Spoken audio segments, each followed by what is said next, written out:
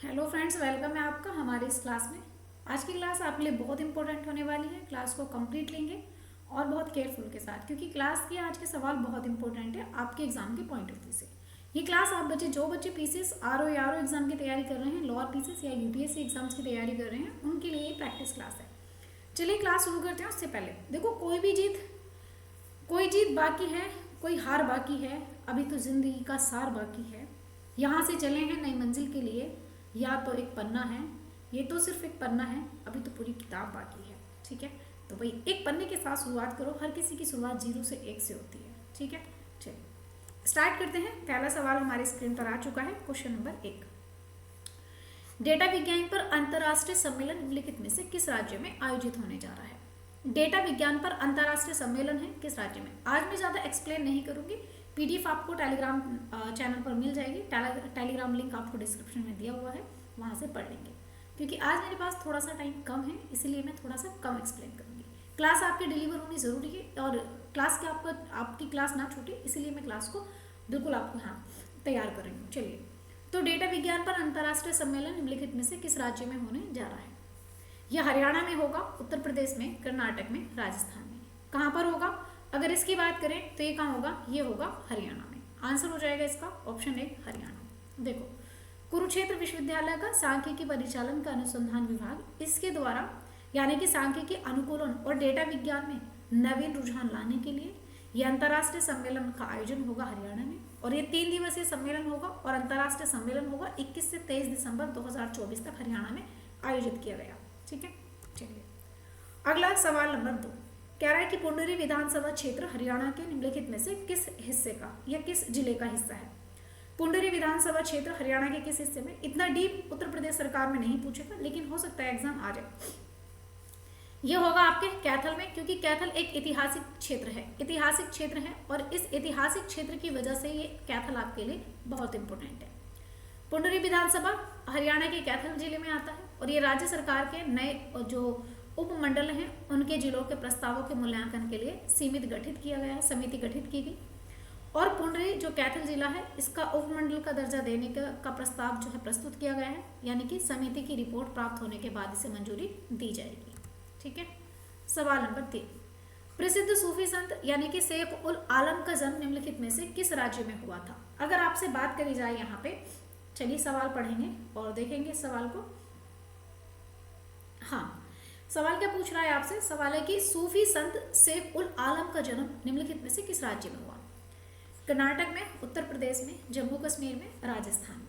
अगर इनकी बात करें तो देखिए, अगर इनकी जो यहाँ पे सूफी संप्रदाय या सूफी संत शेख हैं, इनका जन्म हुआ था, ये हुआ था जम्मू कश्मीर में। कहाँ पर हुआ है? इनका जन्म जम्मू कश्मीर में हुआ, और ये 14वीं शताब्दी में कश्मीर में छोटे से गांव में जन्मे। उन्होंने आध्यात्मिक का ज्ञान लिया, एकता, सामाजिक चेतना पर जोर दिया, और इनकी शिक्षा जो है ये परंपराओं और असामंजस्य में है, पता नहीं है कि कम्प्लीटली।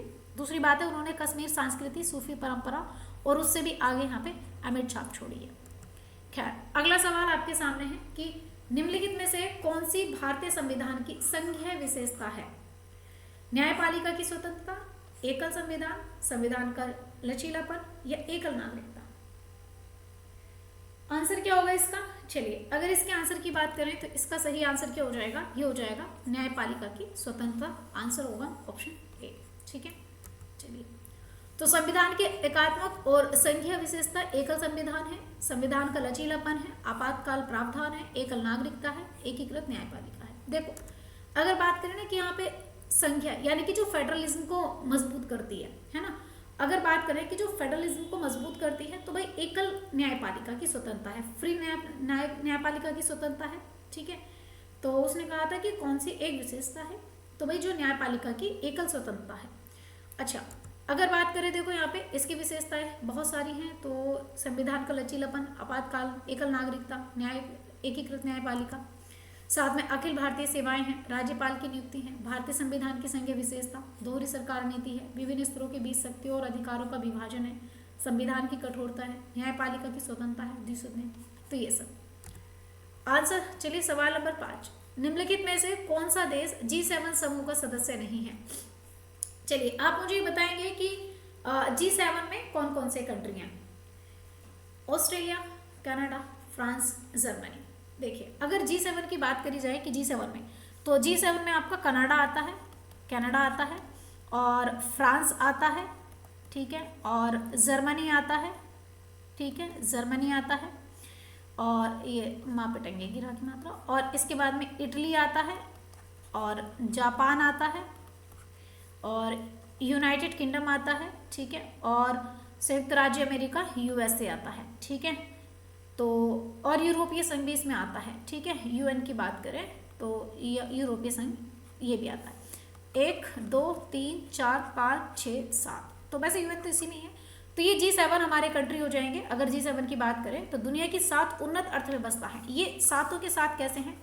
ये बड़ी उन्नत, या मैं कहूँ कि विकसित देश हैं। ये कैसे हैं? ये हमारे विकसित कंट्री हो जाएंगे, ठीक है। G7 शिखर सम्मेलन अब देखेंगे, हर साल इसको आयोजित किया जाता है। यूरोपीय संघ का प्रतिनिधित्व शिखर सम्मेलन में जो यूरोपीय परिषद के अध्यक्ष होते हैं उसके द्वारा करते हैं। और अगर इसकी शुरुआत की बात करूँ ना कि G7 जो है ये शुरू कब हुआ था, अगर G7 की बात करें तो ये 1973 में जो है आप देखेंगे इसकी स्थापना होती है, या ये जो है शुरू होता है, ठीक है।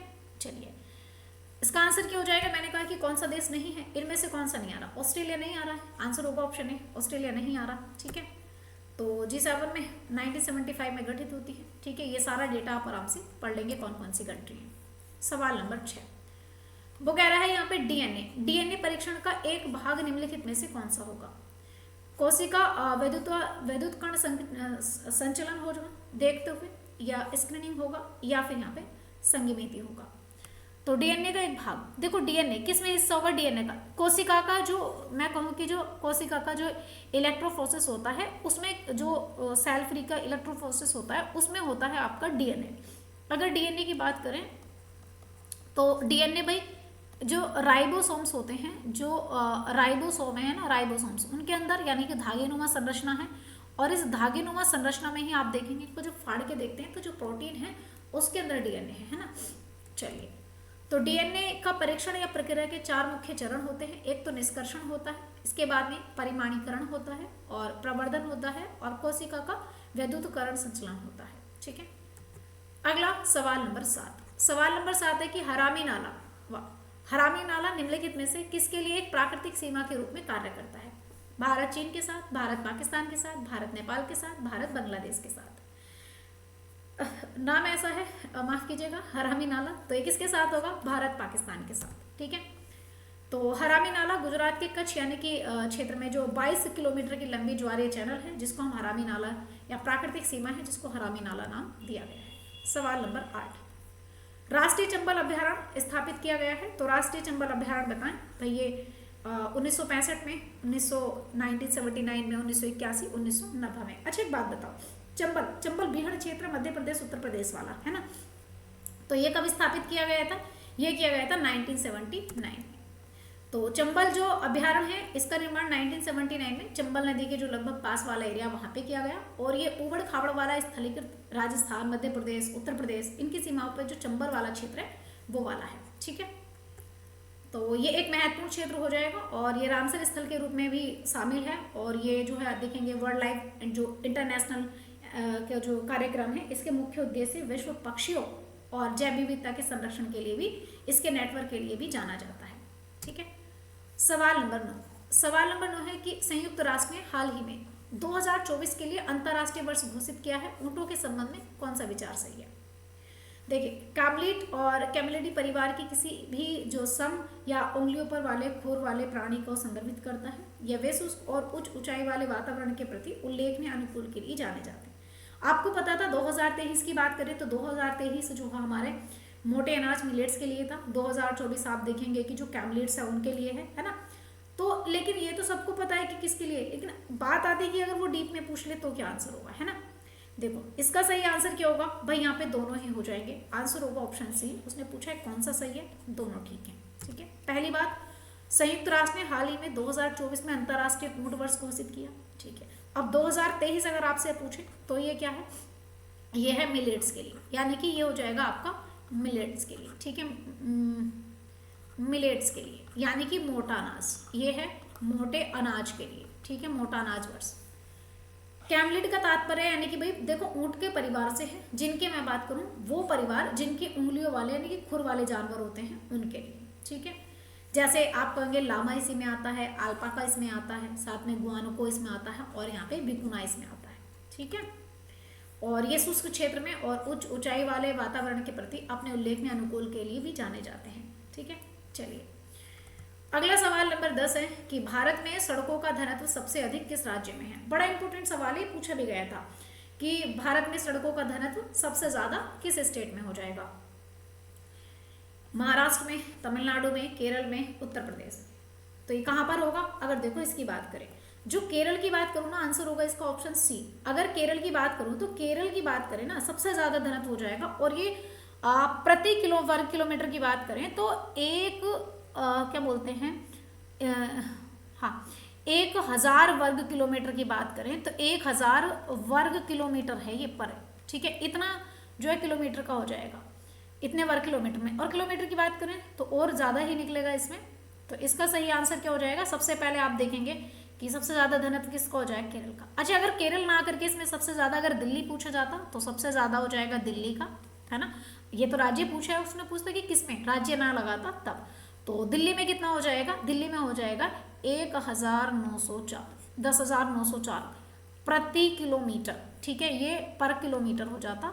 और इसके बाद में जो आता है सेकंड नंबर पर आपका केरल आता है। और केरल में आप देखेंगे 6,690 किलोमीटर है, ठीक है।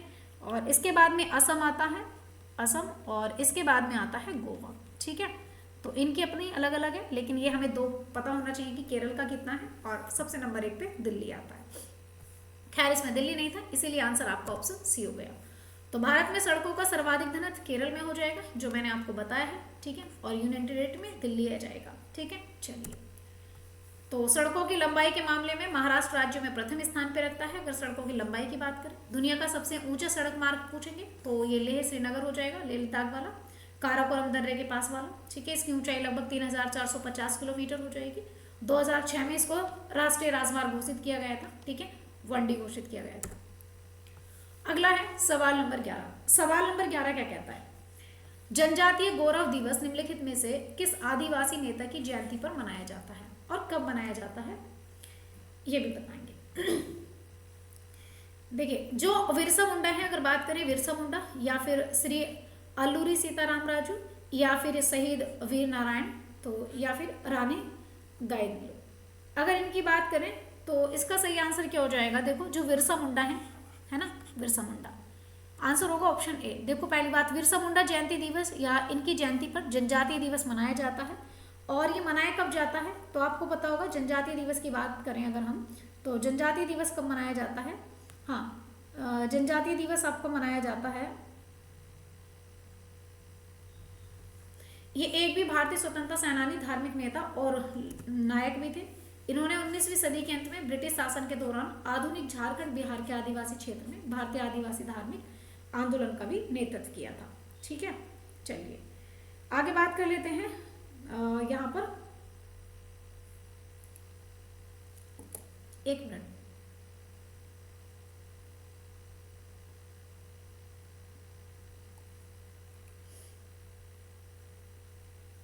इसका सही आंसर क्या हो जाएगा? एक चीज मैं बताना चाह रही, हाँ मैं आपको बताना चाह रही थी जनजातीय दिवस कब मनाया जाता है। तो जनजातीय दिवस की बात करें तो जनजातीय दिवस कब मनाया जाता है?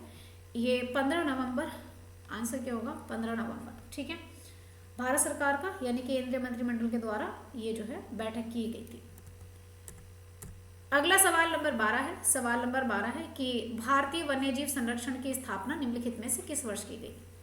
तो ये सवाल तो मैंने आपको बताया था और ये सवाल आप देखेंगे 1982 में, ठीक है। और भारतीय वन्यजीव अधिनियम कब आया था? ये 1972 में आया था। और भारतीय वन्यजीव संस्थान की स्थापना 1982 में करी गई थी। तो इसकी स्थापना 1982 में की गई, पर्यावरण वन जलवायु परिवर्तन मंत्रालय के अंतर्गत। और इसका मुख्य अगर हेडक्वार्टर की बात करें तो देहरादून में हो जाएगा, उत्तराखंड में, ठीक है, वन्यजीव संस्थान। और आप देखेंगे कि जो ये है ना आपके world fire institute of India की बात करें, है ना, वही है। सवाल नंबर 13 है। चलिए सवाल नंबर 13 देखते हैं क्या कहना चाह रहा है। सवाल नंबर 13 है, पर्यावरण संरक्षण अधिनियम निम्नलिखित में से किस वर्ष लागू किया गया? 1980 में, 1986 में, 1991 में, 1994 में। तो इसको लागू कब किया गया था? ये 1986 में लागू किया गया था। ठीक है, अब बात करें कब, तो ये अधिनियम आया था 19 नवंबर 1986 को आया था। ठीक है, और उद्देश्य क्या था? वही पर्यावरण की सुरक्षा करना है ना, और इसमें सुधार करना। और पर्यावरण अधिनियम 1986 में, इसमें लगभग 26 धाराएं और 4 अध्याय भी जोड़े गए थे। आंसर होगा इसमें ऑप्शन बी।